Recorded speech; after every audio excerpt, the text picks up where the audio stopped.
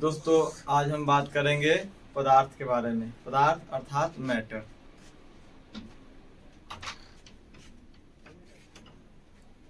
पदार्थ वह वस्तु है जो कुछ स्थान घेरे और जिसके पास द्रव्यमान भी हो, आयतन भी हो और जो क्या करे, अवरोध उत्पन्न करे, रेजिस्टेंस प्रोड्यूस करे, उसको हम कहते हैं पदार्थ। पदार्थ के मेन रूप से क्या कहते हैं, तीन गो उसका वर्गीकरण है, तीन गो मेन रूप से, ठोस, द्रव और गैस। उसके बाद चौथा होता है प्लाज्मा और पांचवा होता है आपको बोस आइंस्टाइन कंडेंसेट। क्या होता है?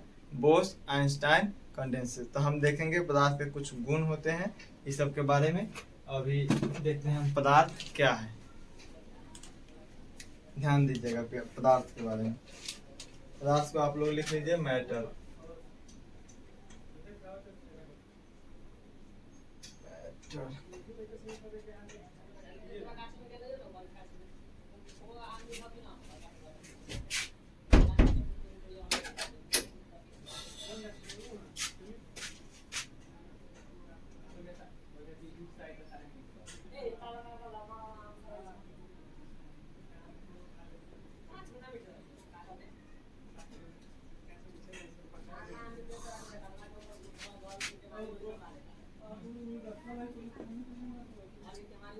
कोई भी वस्तु जो कुछ स्थान घेरे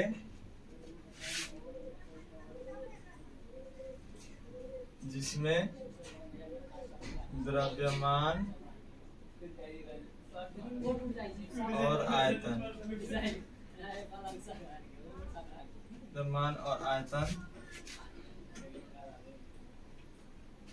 दोनों हो और जो अवरोध उत्पन्न करे। क्या करे? अवरोध, रेसिस्टेंस।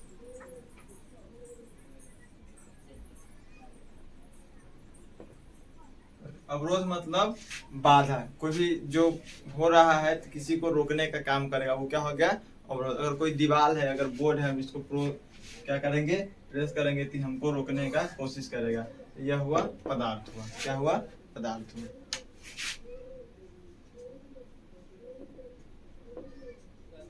उसे पदार्थ कहते हैं।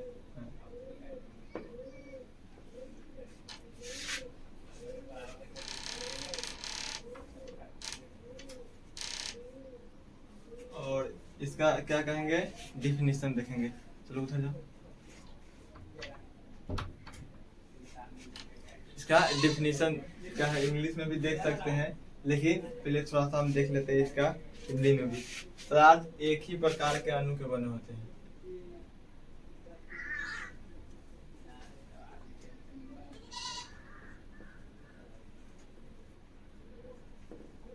के अणु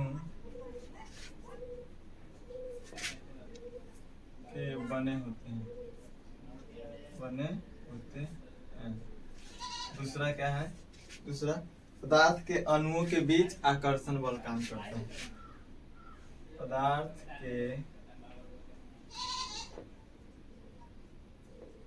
के बीच आकर्षण बल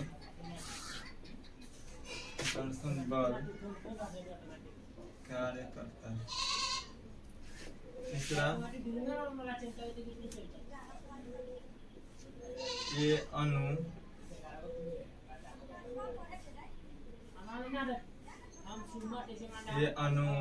गतिशील होते हैं। क्या होते हैं? गतिशील होते हैं।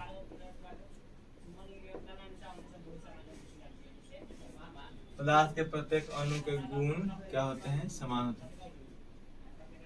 आकर्षण बल काम करता है, गतिशील होते हैं।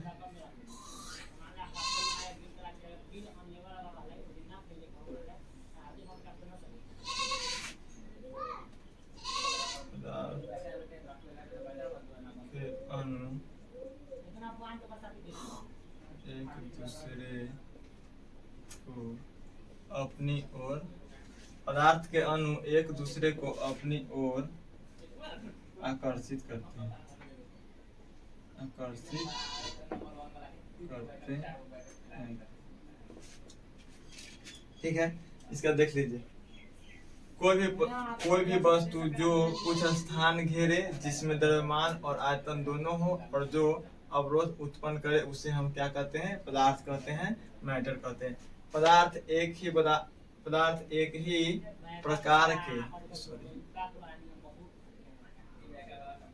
प्रकार के अणुओं के बने होते हैं। पदार्थ के अणुओं के बीच आकर्षण बल कार्य करता है।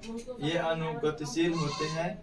जिसके अगर एक पदार्थ है, इसमें क्या कहते हैं? एक सॉलिड पदार्थ है, इसमें छोटे छोटे क्या है? अणु है।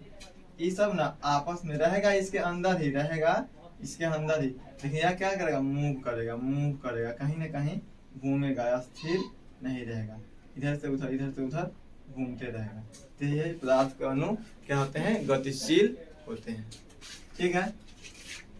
और पदार्थ के अणु एक दूसरे को अपनी ओर आकर्षित करते हैं। अगर दो इसके अणु है, बड़का के दो अणु है, ये सब, इसको खींचेगा, ई भी चाहेगा इसको खींच ले, ई चाहेगा इसको खींच ले, फिर ई चाहेगा इसको खींच ले। समझ गए? तो कोशिश करेगा, जो मजबूत हुआ ना वो अपनी ओर क्या करेगा? खींच लेगा। इसी के कारण एक दूसरे के पास रहेगा। क्या करेगा? पास रहेगा। तो अगर ठोस पदार्थ रहेगा तो उसका अणु ज्यादा पास रहेगा, तो वह स्ट्रांग होगा, और द्रव और गैस में परस्पर धीरे धीरे कम होगा। क्या होगा? कम होगा। ध्यान रखिएगा, पदार्थ के अणु एक दूसरे को अपनी ओर आकर्षित करते हैं। ठीक है। और इसको लिख लीजिए। फिर इसका हम क्या कहते हैं? थोड़ा सा इंग्लिश लिखते हैं।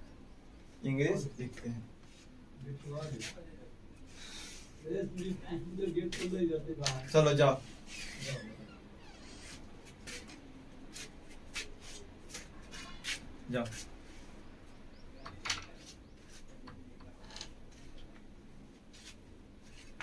इसको लिखे तब तक आप लोग।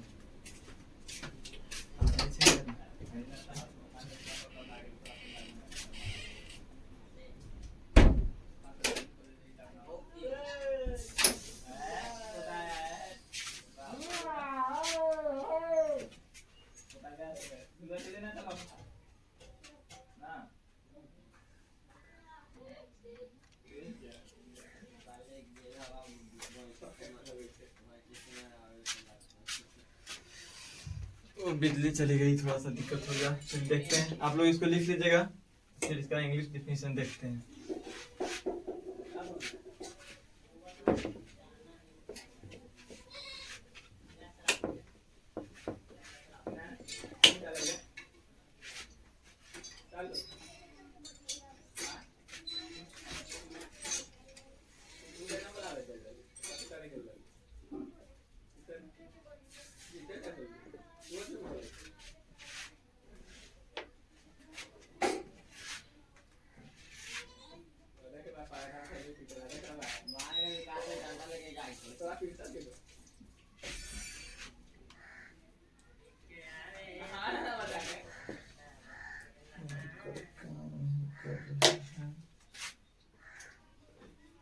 Any particle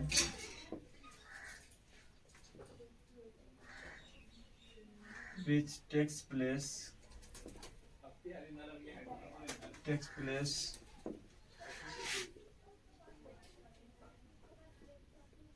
which has mass and volume and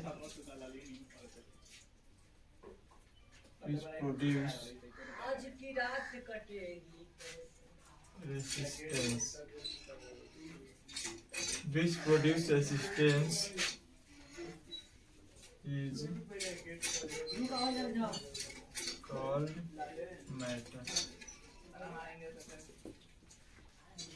Any particle which takes place which has mass and volume and which produce resistance is called matter. कोई भी पार्टिकल जिसके पास क्या हो, जो टेक्स प्लेस स्थान घेरे, और जिसमें मास और क्या हो, द्रव्यमान और आयतन हो, मास एंड वॉल्यूम, और जो रेसिस्टेंस प्रोड्यूस करे, उसको हम क्या कहेंगे? मैटर कहेंगे। ठीक है, और मैटर के उसका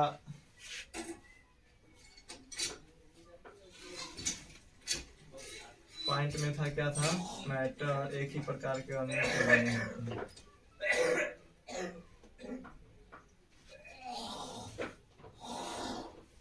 मैटर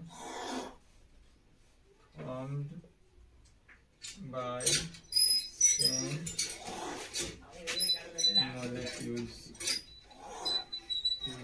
ठीक है, उसके बाद दो molecules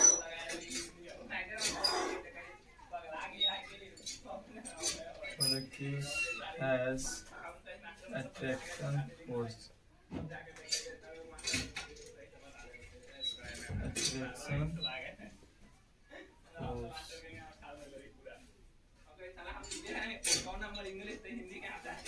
the molecules are always in motion।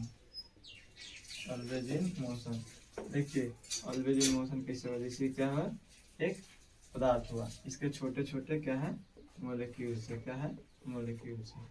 इतना इधर से इधर मूव करेगा, इधर से इधर मूव करेगा, इधर से इधर, ठीक है, अंदर में क्या करेगा, मूव करते रहेगा, आपस में इसका मूव करते रहेगा, और इसके बीच अट्रैक्शन फोर्स लगेगा। जैसे ये दोनों मैटर हुए, इन दोनों को ले लिए, ये इसको खींचेगा और ये इसको खींचेगा, जिसके कारण इन दोनों के बीच क्या होगा, अट्रैक्शन फोर्स ज्यादा होगा, तो ये दोनों पास पास आ जाएंगे, क्या होंगे, पास पास आ जाएंगे। ठीक है, always in motion।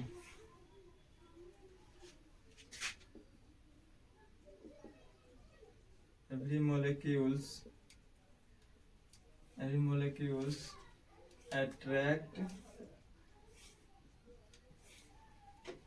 each other।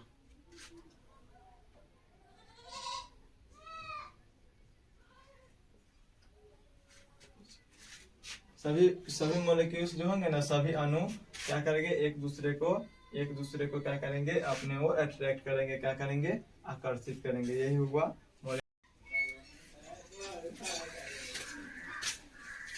अब हम बात करेंगे पदार्थ के वर्गीकरण के बारे में, क्लासिफिकेशन ऑफ मैटर के बारे में। क्या है, क्लासिफिकेशन ऑफ मैटर। पहले हम जानेंगे क्या है, 3 गो अवस्था मेन रूप से है, ठोस, द्रव और गैस, और उसके बाद सॉलिड, लिक्विड एंड गैस। चतुर्थ अवस्था जो है प्लाज्मा है, और 5वां अवस्था है बोस-आइंस्टाइन कंडेंसेट। बोस-आइंस्टाइन कंडेंसेट, जिनका आविष्कार भारतीय वैज्ञानिक सत्येंद्र नाथ बोस जी ने किए थे, उन्हीं के नाम पर इसका नाम रखा गया है। क्या रखा गया है, रखा गया है। इसको हम लोग कहते हैं बोस-आइंस्टाइन, बोस-आइंस्टाइन कंडेंसेट। इसको ना शॉर्टकट में BEC भी कहा जाता है। क्या कहा था, सत्येंद्र नाथ बोस। इसका आविष्कार हुआ था 1920 ईस्वी में। कब में, 1920 ईस्वी में। देख लीजिए, पहला अवस्था है ठोस है, दूसरा गैस, द्रव और तीसरा गैस। कभी कभी द्रव ऐसा भी लिखा रहता है और ऐसा भी लिखा रहता है, इससे कोई दिक्कत नहीं है। प्लाज्मा अवस्था है, देख लीजिए, चौथा। चतुर्थ अवस्था और 5वां अवस्था है बोस-आइंस्टाइन कंडेंसेट। ठोस के कुछ गुण होते हैं जिसको हम जानेंगे। आकार निश्चित, क्या है, ठोस पदार्थ के आकृति और आकार क्या होते हैं, निश्चित होते हैं। ठोस पदार्थ के आकृति और आकार निश्चित होते हैं। दूसरा है कठोर और दृढ़।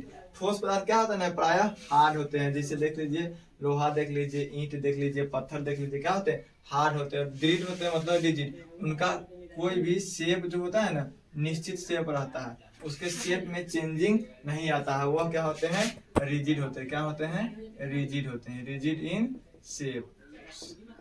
शेप जो होता है डेफिनेट होता है, रिजिड होता है। रिजिड इन क्या होता है, मतलब प्रकृति के हिसाब से वो क्या होते हैं, रिजिड होते हैं। ये बहुत स्ट्रांग होते हैं। रिजिड बॉडी ऐसा बॉडी कहते हैं ना, जिस पर हम कोई भी फोर्स लगाए ना, तो उसको मतलब आकार में कोई चेंज ना आए, वो टूट फूट जल्दी ना हो। कम फोर्स लगाने पर उसका कोई प्रभाव नहीं पड़े, उसको हम लोग कहते हैं ठोस कहते हैं, मतलब रिजिड पदार्थ कहते हैं। ठीक है, रिजिड का मतलब हुआ कोई फोर्स लगाने पर ऐसे संसार में कोई भी ऐसा बॉडी नहीं है जिस पर मतलब हम अधिक से अधिक फोर्स लगा तो वो रिजिड ना, लेकिन मान के चलते हैं रिजिड मतलब वो स्ट्रांग हो, क्या हो, स्ट्रांग हो, उस पर फोर्स लगाए तो वो कोई भी अवस्था में चेंज, कोई भी आकृति में चाहे टूट फूट उस पर नहीं है। ऐसे हम बहुत अधिक फोर्स लगा लेंगे तो ईंटा भी टूट जाएगा, लोहा भी कट जाता है, लोहा भी टेढ़ा हो जाता है, इस सब के लिए उस कोई दिक्कत नहीं है। लेकिन ऐसे समझने के लिए रिजिड मतलब एकदम डेफिनिट शेप एंड साइज। संपीड्यता मतलब कॉम्प्रेसिबिलिटी, इस पर ना किस कॉम्प्रेसिबिलिटी मतलब ना किसको दाबना, क्या होता है दाबना, ऊपर से अगर फोर्स लगे क्या करेंगे इसको कंप्रेस करेंगे ना, कंप्रेस करेंगे तो नॉर्मल जो होता है ना कंप्रेसिबिलिटी और पदार्थ की अपेक्षा, जैसे द्रव और गैस की अपेक्षा इसका कंप्रेसिबिलिटी क्या होता है, हाई होता है, क्या होता है, हाई होता है, उच्च होता है कंप्रेसिबिलिटी। कंप्रेसिबिलिटी क्या होता है, उच्च होता है। अब अगर द्रवनांक, ये सब हो गया है द्रवनांक और क्वथनांक। देखिए द्रवनांक क्या गुण है, जब कोई ठोस पदार्थ द्रव रूप में परिणत होता है, क्या होता है, द्रव रूप में परिणत होता है, तो जिस ताप पर वो द्रव रूप में परिणत होगा ना उसी ताप को हम लोग कहते हैं द्रवनांक कहते हैं। और क्वथनांक हुआ जिस ताप पर कोई पदार्थ क्या होता है, गर्म होता है, क्या होता है, गर्म होता है, मतलब द्रव उबलना प्रारंभ करता है, क्या होता है, उबलना प्रारंभ करता है, तो जिस ताप पर वह पदार्थ उबलना प्रारंभ करता है उसको हम लोग कहते हैं क्वथनांक कहते हैं। ठीक है, द्रवण और क्वथन वो प्रक्रिया हुआ, एक द्रवण प्रक्रिया हुआ जिस प्रक्रिया के अंतर्गत कोई ठोस पदार्थ द्रव रूप में परिणत होता है, क्या होता है, द्रव रूप में परिणत होता है, उसको कहते हैं द्रवण। और क्वथन भी वो प्रक्रिया है जिसमें कोई भी पदार्थ क्या होता है, गर्म होता है, उबलना प्रारंभ करता है, उस प्रक्रिया को हम लोग कहते हैं द्रवण कहते हैं। ठीक है, तो इसका मेल्टिंग एंड बॉइलिंग पॉइंट क्या होता है, हाई होता है, क्या होता है, हाई मतलब उच्च होता है, उच्च होता है melting point and boiling point. ऊर्ध्वपातन, ऊर्ध्वपातन है सब्लिमेशन, इसको ध्यान दीजिएगा। ऊर्ध्वपातन वह प्रक्रिया है जिसमें कोई भी ठोस पदार्थ बिना द्रव में परिणत सीधे गैस में परिवर्तित हो जाता है, जिसमें जो बिना द्रव में परिवर्तित हुए सीधे गैस में परिवर्तित हो जाए, डायरेक्ट गैस में क्या हो जाए, चेंज हो जाए। स्टेट जो होगा ना ठोस से सीधा क्या होगा, सॉलिड जो होगा, सॉलिड से सीधा क्या बनेगा, गैस बनेगा। No liquid, no change in liquid, सीधा गैस में क्या होगा, चेंज होगा। इस प्रक्रिया को हम लोग कहते हैं ऊर्ध्वपातन प्रक्रिया, उत्पादन प्रक्रिया। वैसी प्रक्रिया जिसके अंतर्गत कोई भी ठोस पदार्थ कोई भी ठोस पदार्थ सीधे गैस रूप में परिवर्तित हो जाए, उस प्रक्रिया को, उस प्रोसेस को हम लोग कहते हैं ऊर्ध्वपातन कहते हैं। ठीक है, डायरेक्ट सॉलिड टू गैस, क्या, सॉलिड टू गैस, इंग्लिश वाले लिख सकते हैं, कोई दिक्कत नहीं है। दोज मैटर विच चेंज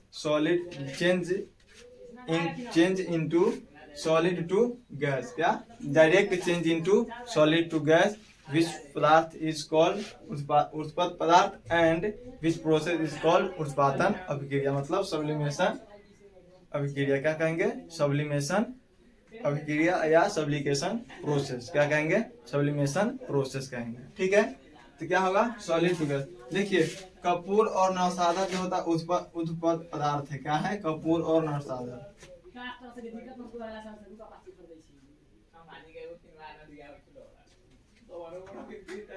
पदार्थ, कपूर और नौसादा।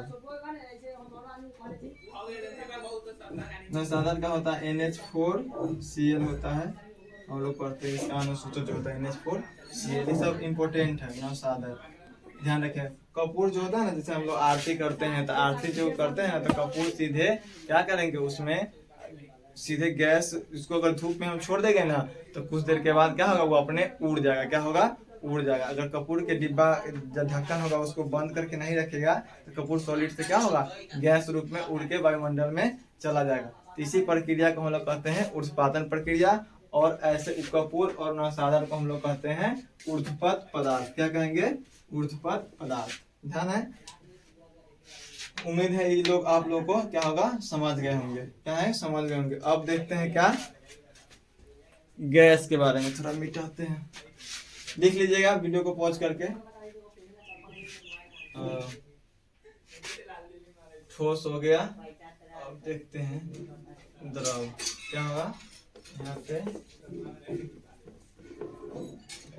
ई मिटा लीजिए।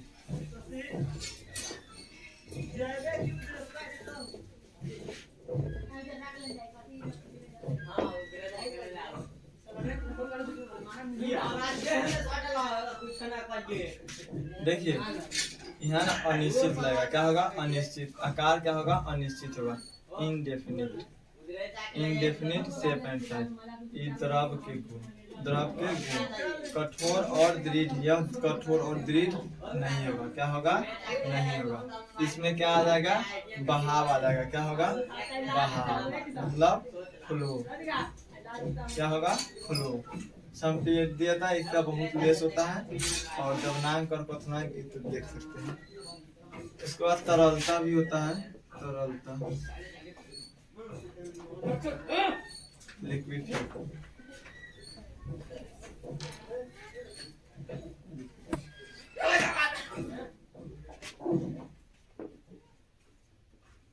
देखने का क्या है।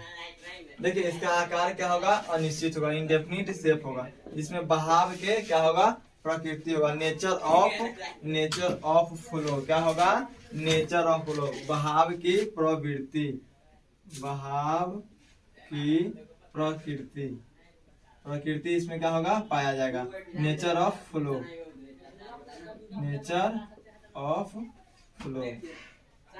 ठीक है। संपीड़िता इसका वेरी लेस मतलब लेस, वेरी लेस मानना लीजिए, वेरी लेस। और द्रव्यमान और क्वथनांक इसका क्या होगा ठोस के अपेक्षा क्या होगा लेस होगा, लेसर देन सॉलिड, ठोस के अपेक्षा क्या होगा कम होगा। उसके बाद तरलता जो होगा इसमें ना लिक्विड के गुण होता है, क्या होता है तरलता, तरलता जो होता है आप ध्यान दीजिएगा, कोई पदार्थ ना अगर उसको हम एक वस्तु में रखेंगे, अगर ऐसे बर्तन में रखेंगे यह ऐसा ही हो जाएगा, अगर ऐसा बर्तन में रखेंगे तो इसका शेप ऐसा ही हो जाएगा। इसको अगर इसमें से छोड़ेंगे ना उच्च से निम्न की तरह, इसको अगर खुला यहाँ पे क्या करेंगे उड़ेल देंगे, क्या करेंगे उड़ेल देंगे, छोड़ देंगे, तो यह ऊंच जगह से ये अगर ऊंचा जगह नहीं जाता ऐसे क्या करेगा फ्लो करेगा, क्या करेगा फ्लो करेगा। ये बहने का प्रवृत्ति होता है। तरलता मतलब यह तरल होता है, इसके अंदर ना जो गुण होता है तरल पदार्थ के गुण जो होता है पानी के जैसे बहने की गुण होता है, जो लिक्विड जैसे लिक्विफिकेशन का गुण होता है उसको हम लोग कहते हैं तरलता। क्या होता है जब कोई भी पदार्थ तरल रहता है ना तो उसके उस गुण को हम लोग कहते हैं तरलता कहते हैं, क्या कहते हैं तरलता कहते हैं। ठीक है देखिए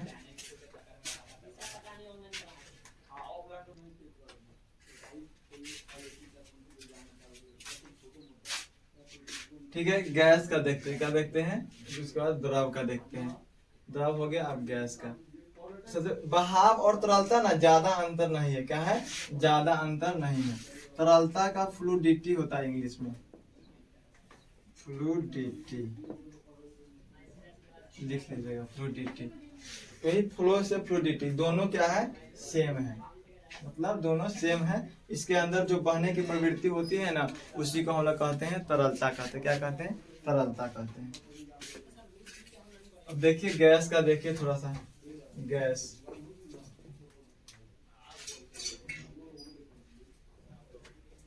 गैस के कुछ गुण होते हैं, इसके आकृति और आकार थोड़ा सा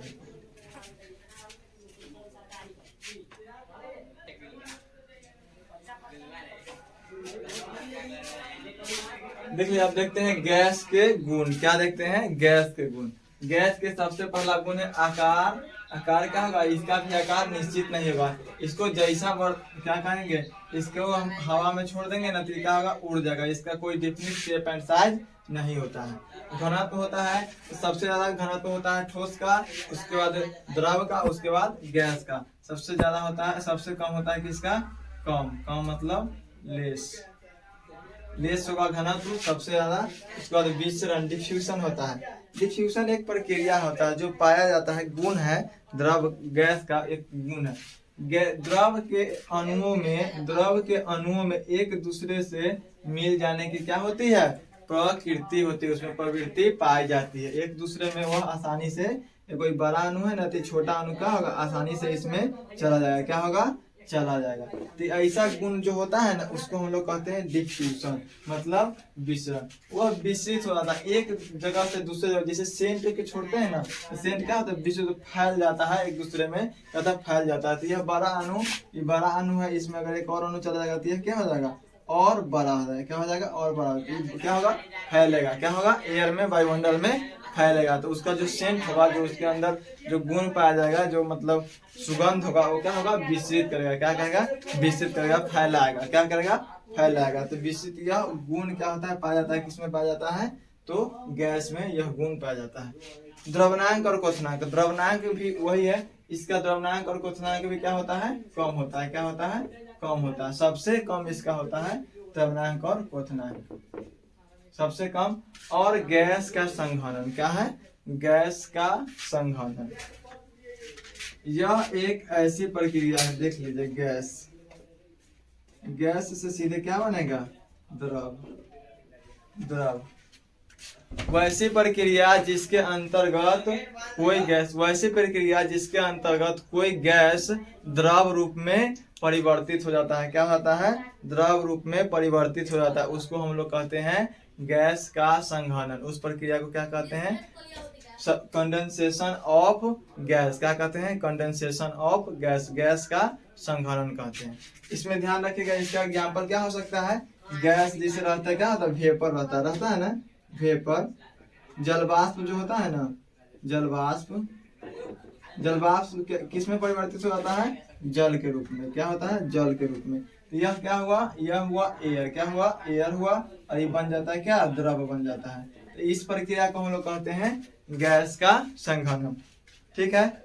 और प्लाज्मा और बोस-आइंस्टाइन के बारे में कुछ ज्यादा है नहीं, इतना जान लीजिए प्लाज्मा का जो गुण होता है ना, आई तीनों से बिल्कुल भिन्न होता है। क्या होता है? बिल्कुल अलग होता है। इसको हम लोग उतना ज्यादा डिटेल में पढ़ना नहीं है, बस सबसे अलग है। इसका खोज हुआ था, मतलब इसके लिए कोई वैज्ञानिक का डेफिनेट नाम नहीं आता है सामने, लेकिन ध्यान रखिएगा पदार्थ का चौथा अवस्था का नाम प्लाज्मा है। ऐसा कुछ क्वेश्चन पूछेगा भी नहीं जो इसमें नहीं दिया रहेगा, वैसे कुछ क्वेश्चन पूछेगा भी नहीं। बस ये ध्यान रखिएगा पदार्थ के चौथा अवस्था का नाम प्लाज्मा और पांचवा अवस्था का नाम बोस-आइंस्टाइन कंडेंसेशन। यह ज्यादा पूछता है। क्या पूछता है? ज्यादा पूछ देता है 1 नंबर के क्वेश्चन। ठीक है। उम्मीद करते हैं कि आप लोगों को ये सब अच्छे से समझ में आ गया होगा। इसके लिए आप देखें, वीडियो को देखें। देखिए, सब्सक्राइब और लाइक करिएगा तो हमको फायदा होगा, लेकिन जब आप पढ़ लीजिएगा तो आपको फायदा होगा। तो इसके लिए आप कोशिश करिए सब वीडियो को अच्छा से देखें और समझे और पढ़े। क्या करें? पढ़े और समझे, इसके लिए सीखे। ये ज़्यादा जरूरी है कि आप कितना अच्छा से किस चीज़ को कितना अच्छा से सीख रहे हैं, यह ज़्यादा जरूरी है। यही मेरा उद्देश्य है कि आप लोग अच्छे से पढ़ें। ठीक है। सभी बच्चे पढ़ें, जिनके पास फी हो ना हो उससे कोई मतलब नहीं है। आजकल स्मार्टफोन सबके पास, सबके घर में उपलब्ध है। एक बार देख लीजिए वीडियो, नोट कर लीजिए, फिर उसको रिवाइज करते रहिए। ये नहीं से 4 घंटा 5 घंटा मोबाइल देखते रहें और मतलब आँख खराब हो जाए, इससे कोई बात नहीं है। 1 घंटा 2 घंटा देखिए, फिर उसको नोट कर लीजिए अपने नोटबुक में, आराम से नोट पढ़ते रहिए। ठीक है। धन्यवाद। जय हिंद, जय भारत।